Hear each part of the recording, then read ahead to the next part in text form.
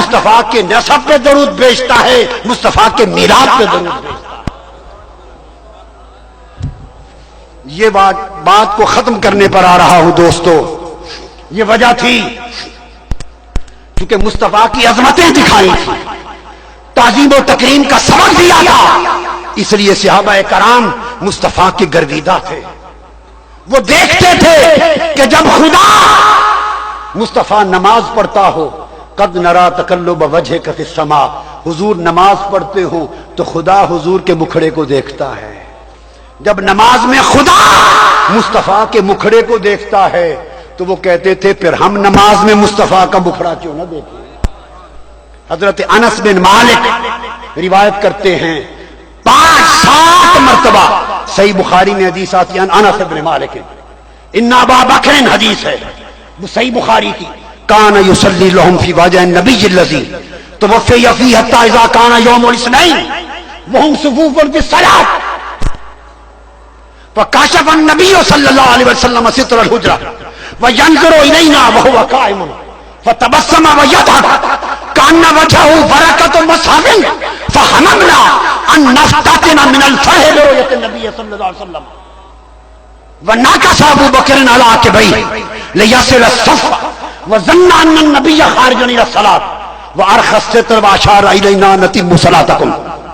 صحابہ کہتے ہیں خدا کی قسم 3 دن بیت گئے تھے، مصطفیٰ کا چہرہ تکے ہوئے اداس تھے، حضور علی تھے، ابو بکر جماعت کراتے تھے، حضور باہر نہ آئے تھے، نماز پہ کھڑے ہو گئے، فجر کی نماز تھی، ابو بکر نماز پڑھا رہے، ہم صفوف فی الصلاۃ، ہم نماز کے اندر کھڑے پڑھ رہے ہیں، نماز افاقہ ہوا، حضور نے گھر کا پردہ اٹھایا، تکا میرے غلام کیسے نماز پڑھ رہے ہیں، منظر دیکھنے کے لیے آئے، خوش ہوئے، تبسم کیا ہوئے، حضور کے چہرے پہ تبسم مچل گیا۔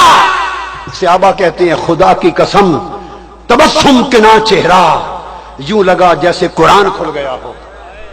لوگوں پوچھتا ہوں کہ وہ گھر، وہ دروازہ تو اس وقت بائیں کندھے کے اخیر پہ تھا، صحابہ قبلہ رخ تھے، ریاض الجنہ میں قبلہ رخ تھے، جالی مبارک کا دروازہ اینڈ پر تھا، اگر کوئی نماز پڑھ رہا ہو آنکھیں جھکی ہو تو بائیں کنارے پہ کون نظر آتا ہے؟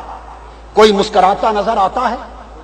جب بائیں کنارے پر دور فتبسم ویضحک کان وجہہ برکۃ مصحف، وہ جو مسکرا رہے تھے، بولو خدا کی قسم حالت نماز میں جھکی نگاہوں کے ساتھ صحابہ نے مصطفیٰ کا چہرہ کیسے دیکھ لیا؟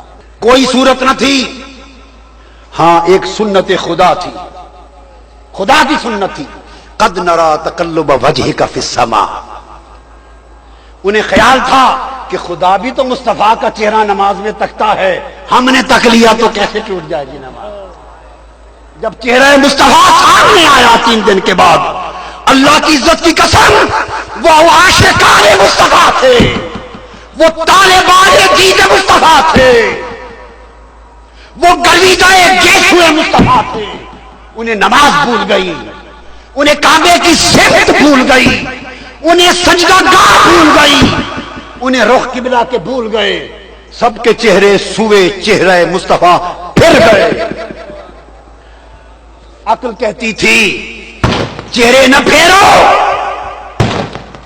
کعبہ ادھر ہے، عشق کہتا تھا اگر کعبہ ادھر ہے تو کعبے کا کعبہ ادھر ہے۔ عقل کہتی تھی چہرہ پھر گیا نماز قضا ہو جائے گی، عشق کہتا تھا نگاہوں کی قضائیں، نمازیں جو قضا ہوں پھر ادا ہوں، نگاہوں کی قضائیں کب ادا ہوں۔ انہوں نے سمت کعبہ چھوڑ دی اور مکھڑا یار کے تکنے کو نماز بنا لی۔ اس کو علامہ اقبال نے کہا ازاں ازل سے تیرے عشق کا ترانہ بنی،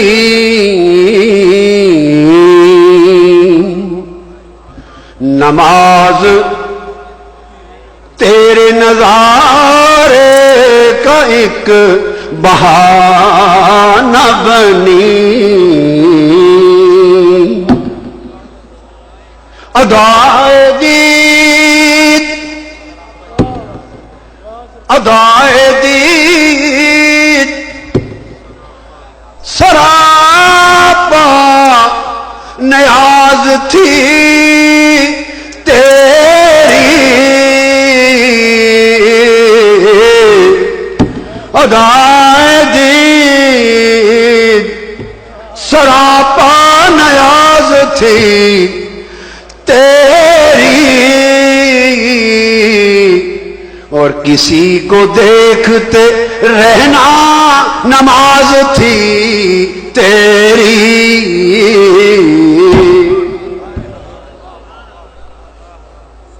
ارے لوگ کعبے کی طرف منہ کر کے نماز کے لیے کھڑے ہوتے، حضور کے غلام عاشقان مصطفیٰ چہرہ مصطفیٰ تکنے کے لیے کھڑے ہوتے. چونکہ تعظیم و تکریم کا سبق تھا، اس لیے وہ کبھی حضور کے دیدار کو قضا نہ ہونے دیتے، حضور کے ادب اور تعظیم کو قضا نہ ہونے دیتے، اور ہر لمحہ ہر لحظہ وہ حضور کو تکتے، حضور پہ سلام پڑھتے، حضور کی تعظیم کرتے، بالوں کی تعظیم کرتے، جوڑوں کی تعظیم کرتے، جس جگہ پہ قدم لگتے خاک کی تعظیم کرتے، آثار کی تعظیم کرتے، لعاب دہن کی تعظیم کرتے، نسبتوں کی تعظیم کرتے، آل و اصحاب کی تعظیم کرتے، جن راہوں سے مصطفیٰ گزر جاتے ان مقامات کی تعظیم کرتے. ان کی ساری زندگی عبارت تھی عشق و ادب سے اور تعظیم و محبت سے. یہ معنی تھا ان اللہ و ملائکتہ یصلون علی النبی، کہ اللہ ہر وقت اپنی نبی کی عظمتیں بڑھاتا رہتا ہے اور تمہیں اس کی عظمتیں دکھاتا رہتا ہے. ایمان والو تم بھی درود و سلام پڑھا کرو، یعنی فنا ہو جایا کرو میرے مصطفیٰ کی تعظیم میں، فنا ہو جایا کرو میرے مصطفیٰ کے ادب میں.